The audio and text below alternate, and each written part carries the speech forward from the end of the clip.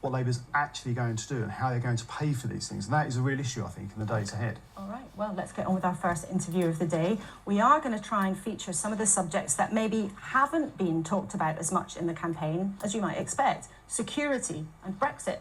The Prime Minister will be here soon, and we did, of course, also invite Keir Starmer to come today, but he declined. We are, though, joined by his campaign chief, Pat McFadden, who'll be with us in a couple of minutes after a long and busy few weeks. My dad worked in a factory. My dad worked in a factory. He was a toolmaker. My dad was a toolmaker. He worked in a factory. It's true. He looked uncomfortable when Sunak was on the attack, and I just, he doesn't look prime ministerial. He's not very clever. When you're... Well, maybe that's true of all barristers, Bev, yeah. He's a bit thick. I do wonder about that. Of some of the campaign events there. Pat McFadden, welcome to you this Sunday morning. Now, alongside a few laughs on the campaign trail, whoever wins next week is going to have to confront some extremely serious issues. And if Keir Starmer wins, he'll be on a plane in a matter of days to a NATO summit in Washington and then hosting a huge summit of European leaders here in the UK. And not so long ago, Keir Starmer said national security is the most important issue of our times. Why then has he not committed to spending 2.5% of GDP on defence? Well, he has, and he was in fact saying that before Rishi Sunak did. Two things I'd say about it. First of all, the last time defence spending was at 2.5% of GDP was when Labour was in power. Conservatives, of course, have been in for 14 years, have had 14 years to reach that figure, have never done so. Now they say they want to do it. We actually said before they said that we wanted to do it. But there's another point about this too, which is, like everything, we want to show financial responsibility about this and make sure that we can pay for it. And I think one of the features of this campaign, which we've had some criticism for from some quarters, is showing a significantly greater degree of financial responsibility than the Conservatives. The point about defence spending, though, is you haven't committed to a date of when you would spend that money. And anyone in Westminster, anyone in Whitehall would tell you, and would tell our viewers this morning, that without a date, that is not a meaningful commitment. So why has Keir Starmer not given an explicit commitment with a date to spend 2.5% of the size of the economy of GDP on defence? If he really believes that national security is his first priority, it's the most important thing, why has he not made a political choice to put that at the top of the list? Because a date without a proper plan to pay for it is also not a meaningful commitment. And I'm afraid that when I look at the Conservative manifesto, I see a desperate wish list of unfunded commitments, and the money for them, the Chancellor has admitted, and we're going to talk to the Prime Minister shortly. So and what's as everybody the point? in that chair, what is the point in as producing everybody in a that date chair has if in you the don't last few say weeks? How are you going to pay for it? I'm just going to make this point to you. As everybody in that chair last week, our viewers have told us very clearly they want our politicians who are here to stick to talking about their own plans and their own policy. And I'm asking you why Keir Starmer has made the political choice not to make this commitment, because you have made commitments to some things, but not to this particular target. Why? Because he wants to show for everything he commits to exactly how it's going to be paid for. And after the experience that we had just a couple of years ago, we see the cost of making commitments when you can't do that. And the cost isn't paid by politicians, isn't paid in interviews like this. The cost is paid by people in their own family finances. So we want to be responsible he has made a commitment to spend money on do. some other things, and it is interesting that he's chosen not to make a commitment to this increase to defence spending, even though at a time when he says in his own words, national security is the most important issue of our times. This is a big year for elections, and if Keir Starmer wins, of course, I know he always says that he would want to work with whoever is in the White House. All of our viewers would have seen President Biden's performance in the debate in the US the other night. Are you concerned for Joe Biden? Should he step aside? Look, I think it was a tough night for the Democrats the other night, but I've got one election to worry about, and I'm focused on that. And whoever wins the American election in November, the relationship between Britain and the United States will be as strong as it's ever been.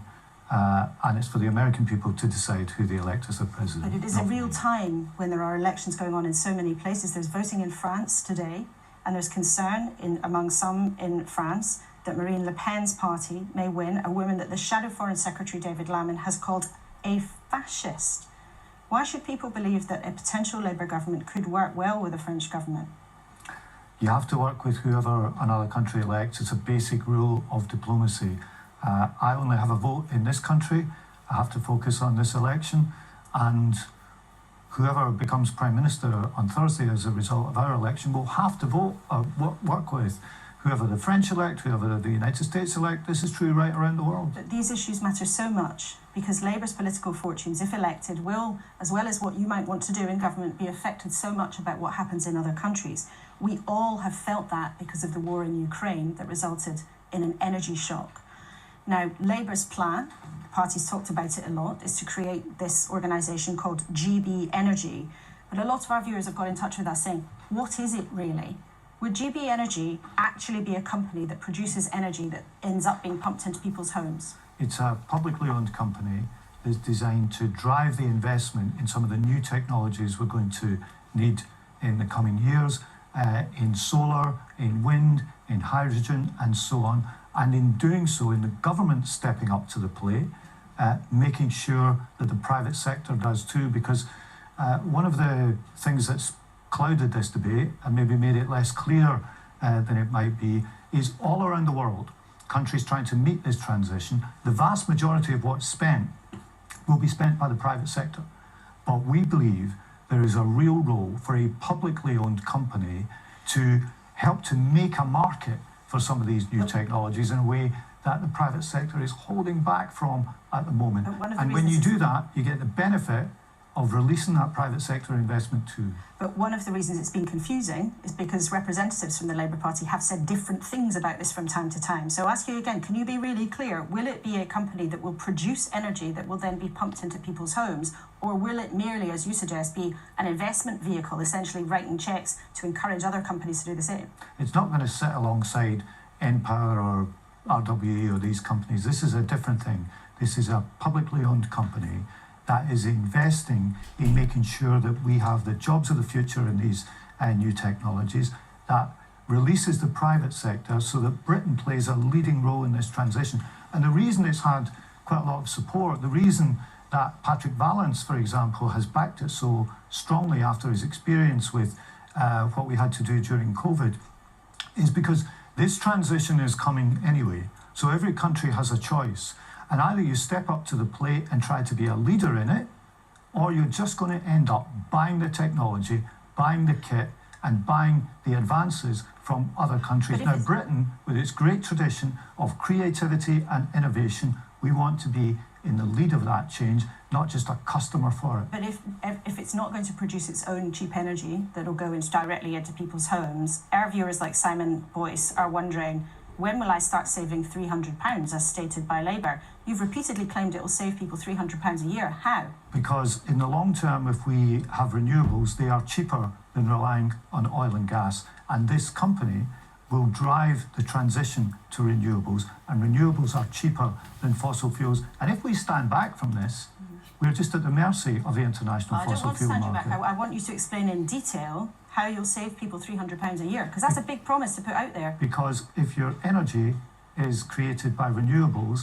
the price that the renewables cost compared to oil and gas in international markets, that is a cheaper way to do it. So it's both better for energy security and better for people in their household bills. Actually, when you look at the workings, you have been repeatedly claiming you're going to save people £300 a year. We've looked at this based on an estimate calculated from bills from last summer, when energy was already cheaper, and the estimate is based on an aspiration of almost decarbonising the economy by 2030. It's not even based on Labour's plans, this figure. So unless you can explain otherwise, we should point out to viewers this £300 is an estimate based on figures that are out of date and produced by a think tank. It's not even based on your own workings. This is the payoff that people can get from producing their energy by renewables rather than relying on oil and gas. And it's based on the average sum that a household pays for energy in the current mix compared to what we could be doing in the future. And you mentioned 2030. We want to be ambitious about 2030. But are you guaranteeing to people that they'll save £300? Because when you look at the workings, it doesn't look like you can give that guarantee. That's an estimate based on current prices compared to what we can get to through generation through renewable So energy. it's an estimate of what you hope we might get to in 6 years' time. So that doesn't sound like something you should be putting all over a leaflet and a poster and making a solemn promise to people in a manifesto that they'll have coming off their monthly budget. This is a good way to illustrate the benefit of transitioning to renewable energy, because if we don't do that, we are left, as we saw a couple of years ago, at the mercy of international oil and gas prices. We're also at the mercy of who controls those fossil fuels, and we saw the kind of energy blackmail that Vladimir Putin attempted to put on Europe, and to release ourselves from that is both better for energy security and better for household bills. Brexit has been a big issue for your party. Many people, including you, were very unhappy about it. Keir Starmer talks quite vaguely of wanting to have a better relationship with the EU and a better trading relationship in the EU. Can you tell us if anyone in the European Union who has told the Labour Party you can get a bigger deal without having to give quite a lot back? These things are always a negotiation. I've not been involved in that. We're running the campaign. But I think we can do better than where we are at the moment. But what do you base that on, though? So it's one thing to say, of course, you'd like to have a better relationship, but there is a strong feeling, and plenty of people in Brussels on the other side of the channel would say this, we're not going to give any potential new UK government anything new, any shiny new presents or any better deal unless we get something in return. And that may well mean a new deal on migrants, possibly getting involved in some kind of returns deal, or bringing back some form of freedom of movement. So I ask you again, it's an important point. Has anybody on the EU side indicated to Labour there is a better deal on offer without giving something back in return? Well, we're not going back into free movement. We're not going to rerun that argument. These things are a negotiation, but every country negotiates in its own interests. And if we entered a discussion like that and we thought it wasn't in our own interest, then we wouldn't do it. But I think the point is to try. The point is to say, can we do better than we are doing at present? Can we deal with some of these barriers to trade that are affecting so many of our businesses? I think we can. I think it's worth the effort. But of course, at the end of the day, if we were in a negotiation where we thought the end product wasn't going to be in the national interest, then we wouldn't do it. So you can't guarantee that you'll get a better deal. I mean, a bit like the £300, that's an estimate, that's an aspiration. A better trading relationship with the EU is something that you're aspiring to. It's not something that you can guarantee to any of our viewers It's this a morning. negotiation, of course it is. And in terms, though, of that deal, would you rule out ever putting freedom of movement up as part of a negotiation? Yeah, we're not going back to freedom of movement. Categorically, even some kind of deal for younger people to be able to move around or study abroad? Keir's been clear on this. We don't want to rerun the Brexit argument.